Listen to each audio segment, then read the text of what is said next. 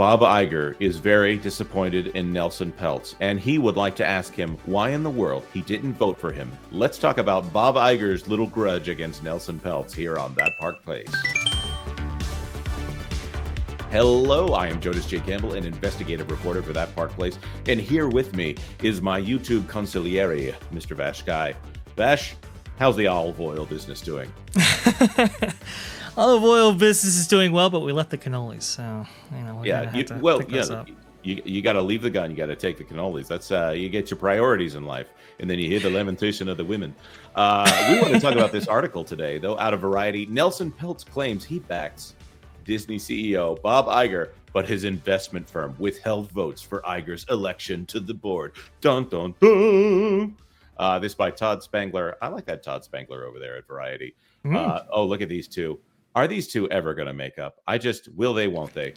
Nelson Peltz claims Disney board, not CEO Bob Iger, is the problem, but his investment firm, Trian Group, withheld its votes for Iger's re-election to the Disney board. Is this a surprise to anyone? With just over a week before Disney's annual shareholder meeting on April 3rd, Peltz's Trian, which has been aggressively campaigning to get 2 seats on the Mouse House's board, issued a new statement Monday saying the battle is not about any dispute with Iger, but rather about forcing change on the board's composition to boost the company's financial returns.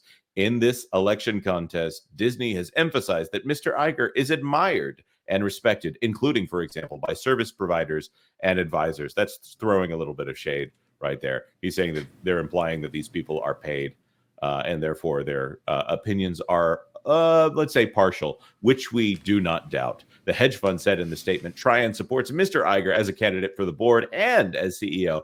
That Disney spends so much time and ink defending Mr. Iger while saying almost nothing new about the 2 director candidates whose re-election Trian is challenging. That would be Mary Elena Lagomasino and Mr. Michael B.G. Froman, is both troubling and telling. This campaign is not about Mr. Iger, nor is it a referendum on his leadership.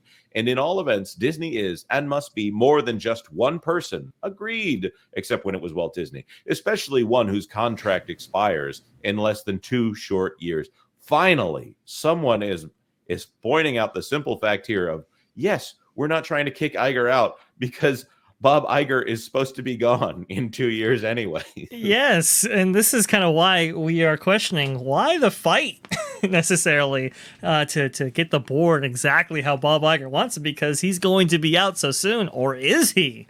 That's the bigger question right there. Right, and of course, our audience, and because we share an audience with Valiant Renegade and WDW Pro, we all know that Iger's contract, his security or consulting contract, starts 5 years after, it goes for 5 years after he leaves the CEO role. Who knows if he's going to be executive chairman again on the board? That's going to be an interesting question there. While the statement said that Trian supports Mr. Iger as a candidate, we are getting to the spicy part here. For board and as CEO, the investment firm has withheld its votes for Iger's board candidacy. Asked for clarification on the matter, a rep for Trian declined to provide an official comment. Is this really a problem? I get it here that between Perlmutter and Peltz, they're probably okay. I've said this on multiple videos. Nelson Peltz does not kick CEOs out of companies. He generally works with CEOs. He has a history of coming in and offering ideas on the board. Maybe he pushes aggressively for things, but generally he doesn't get into these positions without having to have some aggression. Generally, these people are confident that they are doing things well. Right now, I think the question is whether or not Bob Iger is actually doing things well at the Walt Disney Company, or if they are just headline chasing in order to get Nelson Peltz to go away, in order to try to get as many people as possible to vote for the Disney company's hand-selected board of nominees, possibly Bob Iger's hand-selected slate of nominees, and to just make Nelson Peltz something in the rear view. No, we're doing everything great. Trust us. This time, the same studio heads that came up with all these movies that have been in diminishing returns, they're suddenly going to produce magic, even without the people who were known for producing magic in the past. Absolutely. And it's so weird, by the way, how these statements that we hear from Lorraine Powell Jobs or even Josh Gad or George Lucas, they all talk about Bob Iger. And it's like, wait a minute, I mean, his job isn't up for grabs right here. This is a vote for, who's going to be on this board right here. And all Nelson Peltz is asking for is 2 board seats. Why does it always have to be about Bob? It's so unbelievably bizarre.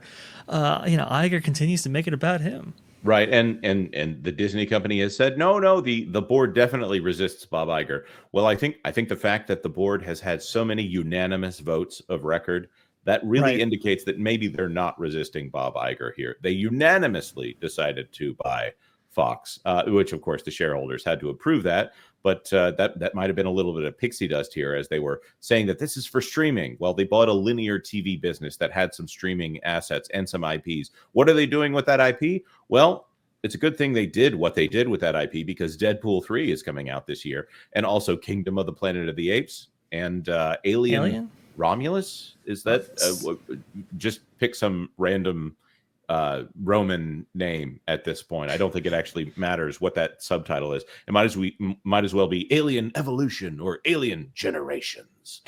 Yeah, or Revolution. They have definitely made this about Bob Iger. I don't think anyone cares that Nelson Peltz and Ike Perlmutter withheld their vote for Bob Iger on the board. I think the board might be a little bit stronger if Bob Iger was not on it. Would he not be invited to certain meetings? Okay, maybe. Would he not be consulted on what the board? Would they not talk to him? Maybe. Would it be easier to have these conversations without Bob Iger in the room? I would say they still have their options here. I don't see a problem with Bob Iger not being on the board. No, But no, that's also only 1.77% of the company that is definitely voting this way. I don't really see anything that is suspicious here for them to not vote for Bob Iger to be on the board. Again, that's not saying he can't be CEO, because apparently being voted to not be on the board is a vote to not have him as CEO. Just the same as voting to be on the board is definitely trying to replace the CEO. Yeah, yeah, it's a really bizarre argument, honestly, because I mean, from what we understand, Jonas, I mean, you can probably correct me if I'm wrong here, but the board is supposed to be a check on executive leadership, right? It's supposed to be a check on Bob Iger and to represent shareholders' interests, right? Right. That is the primary role of a board of directors, is to represent the interests of the shareholders. And I would say at this point, they've got a pretty good case that the Walt Disney Board of Directors has not represented the interests of the shareholders. However, they have deeply compensated Bob Iger and Bob Chapek and some of the executive leadership team here more than they have enriched shareholders, because this is a stock that has lagged. And when they were lagging, but they were creating things that were in tune with the culture, or maybe even dictating the culture, I think there was a different value that was being created there. And now that different value is shrinking or gone or disappearing, all they are is a holder of some IPs. And at this point, they might be better served by renting those IPs out. And if you're going to have an IP holding company, well, then you can't use the magic argument. That's true. I thought Andre, I do apologize, from Midnight's Edge, said it best when he was talking about how, like, the board has almost become like a shield for Bob Iger and his bad decisions, and not necessarily, holding him to account as a proper board would. And so this whole kind of captured thing right here is a very unhealthy thing for the Walt Disney Company. And like you said, it has amounted to very bad things. But to the crux of this article, I mean, Nelson Peltz, even in that recent Financial Times interview that he gave with Harriet Agnew, he asserted multiple times, look, I'm not there to get rid of Iger. I'm really not. I'm there to help him. I'm there to help everybody. I'm not necessarily there to just disrupt for the sake of disruption. We have to get some representation as shareholders on this board. I feel like I'm the guy to do that. And it's like his arguments or the case that he's making, he's not asking for much. It's reasonable and solid as far as I can see. But yet we see so much resistance and so much petty mudslinging from Iger and everybody. It's ridiculous. Right, and I would say that this is for what Rasulo brings. Okay, I apparently there is some large segment of the Disney fan base that thinks that Rasulo is the problem with everything, and that maybe I think the worst thing that you could say about Rasulo is maybe he gets credit for some of Tom Stagg's work. Okay, well, Tom Staggs is there, and he got passed over for CEO as well, and now apparently the Walt Disney Company is considering Josh D'Amaro, Jimmy Pitaro. Oh wow, that rhymes. And Dana Walden and Alan Bergman for the CEO position, which that leaves us with a very big question as to why in the world that is where they're starting and why they didn't start there a year ago. But Rasulo being on the board, having someone with theme park experience at the greatest theme park company that has ever existed, you would think that would be additive to the board. Maybe Institutional Shareholder Services, who just weighed in and said no to Rasulo, but yes to Peltz, and definitely no to Marielena Lagomasino, and yes to Michael B.G. Froman. You would think that that must be the reason they don't want him on the board, is maybe that previous clash with Bob Iger. Maybe they don't want Bob Iger's previous underling being his overling there, for lack of a better term. But having Peltz and his transformative business experience there, I do think that's an additive. This entire situation appears to be an indictment of the board. And the board, the most clear problem that we can see with the board is that they have not pushed back enough on Bob Iger. Nelson Peltz appears to be the clearest form of that. I don't see a problem or any intellectual inconsistency in Nelson Peltz not checking the box for Iger. It just seems like it's petty things that are being pointed out by the Walt Disney Company. Oh, absolutely. 100%. I don't think you can necessarily... Well, we're going to get into some mudslinging contest because he doesn't necessarily back Iger in his current role based on what he's done. I mean, I could see it, but it's certainly not a reason to necessarily keep him from being on the board. Like you said, it's supposed to be a role in which you hold these, these executive chairmen accountable. So, like, why necessarily keep them off? It's a bizarre thing, and it's got a lot of people asking questions. What are you trying to hide something here? Like, it's a board seat. It's one of 12. And when we talk about Jay Rasulo or Nelson Peltz, when comparing others, it's like, look, listen, maybe you can attack Nelson Peltz, maybe you can attack Jay Rasulo, but as I, ask everybody, it's like the more important question is, are they necessarily better or worse of the roles when you consider the other board members?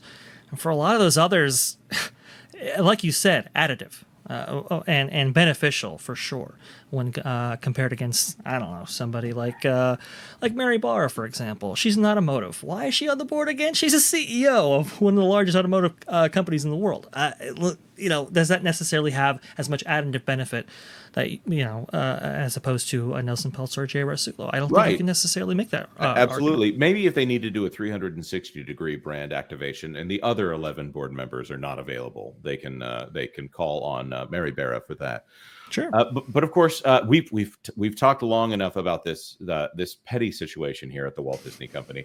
We want to throw it to our commenters. What do you think about this? Is this some kind of problem here for Peltz to say he's not trying to get rid of Iger, but also for him to not vote for Bob Iger to be reinstalled to the board of the Walt Disney Company? Not the CEO position, just his position on the board. Of course, like this video if it's been helpful to you, or if you've gotten to this point. I think you should. It would be really helpful to us, and it would be very nice of you to do that. Make that change today. That being said, thank you so much for being here, and consider subscribing to That Park Place for all the news that should be fun. Thanks for watching That Park Place News. For more information, consider checking out www.thatparkplace.com. And don't forget to subscribe, share, like, and send this out on your favorite social media accounts.